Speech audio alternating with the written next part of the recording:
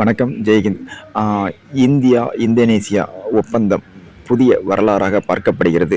சைனாவுக்கும் பங்களாதேஷிற்கும் ஒப்பந்தம் கையெழுத்தான நிலையில் இந்தியாவுக்கும் இந்தோனேசியாவுக்கும் பாதுகாப்பு ஒப்பந்தங்கள் உலகையே வியக்கச் செய்துள்ளது. இதில் முக்கியமான ஒன்று நமது பிரம்மோஸ் இந்தியாவின் ஹீரோவான பிரம்மோஸ் ஏவுகணை மற்றும் ஆகாஷ் ஏவுகணையை இந்தோனேசியா வாங்குகிறது.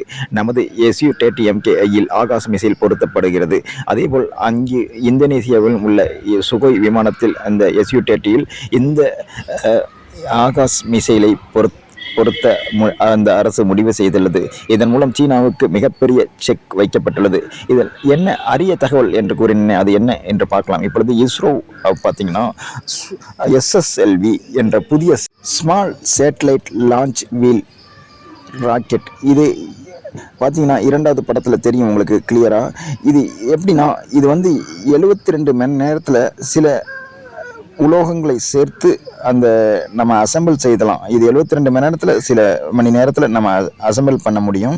இந்த சேட்டலைட் இந்தியாவில் தான் உலகத்திலேயே மிக மிக கரையும். சேட்டலைட் என்றாலே உலகத்திலே மிக மிக கம்மியான பைசாவில் விடுறது இந்தியாவில் தான். அதுவும் இந்த போட்டு சிறிய வகை சேட்டலைட்டில் விடுறதுக்கு இந்தியாவை நாடி உலக நாடுகள் வரிசை கட்டி நின்று கொண்டிருக்கின்றன. இப்பொழுது இந்த புதிய வகை இது மைல்கல்லாகும். இந்தோனேசியாவுக்கும் இந்தியாவுக்கும் அப்படி என்ன சொல்லப்படாத விஷயம் என்றால் 2 விஷயங்கள் கவனிக்கத்தக்கது. ஒன்று, நமது இந்திய இஸ்ரோ நிறுவனத்தின் ராக்கெட் மற்றும் செயற்கைக்கோள்கள் முழுவதையும் கண்காணிக்க இந்தோனேசியாவின் பியாக் தீவில் பிரம்மாண்ட விண்கல கண்காணிப்பு மையம் அமைக்கப்படுகிறது. இது இந்திய நாட்டின் பாதுகாப்பில் மிகப்பெரிய சகாப்தத்தை உருவாக்கியுள்ளது. நமக்கும் இந்தோனேசியாவுக்கும் புதிய நட்புறவாக பார்க்கப்படுகிறது. இது போக ஆன்மீக தகவலும் உண்டு நமக்கும் இந்தோனேசியாவுக்கும். குறிப்பாக இந்தோனேசியாவின் தேசிய சின்னம் பார்த்தீங்கன்னா நம்ம மகாவிஷ்ணுவின் வாகனமான கருடன், கருடன் இந்தோனேசியா அதான் அதோடைய சின்னமே பார்த்தீங்கன்னா. அதுக்கடுத்து பார்த்தீங்கன்னா அதோடைய இந்தோனேசியா இராணுவத்தின் சின்னத்தை பார்த்தீங்கன்னா அது அனுமன் தான் அந்த இதில் சின்னமே பார்த்தீங்கன்னா.